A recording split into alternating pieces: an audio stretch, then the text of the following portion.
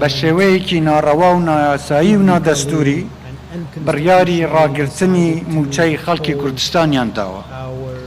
ئامادەبوانی بەڕێز، وەک ئاگادارن ئێمە لە کاتێک ئەم ڕێوڕەسمە دەکەین کە بەرپرسانی حکوومەتی فدرالی بە شێوەیەکی ناڕەوا و نایاسایی و نادەستوری بڕیاری ڕاگررتنی موچەی خەڵکی کوردستانیان داوە.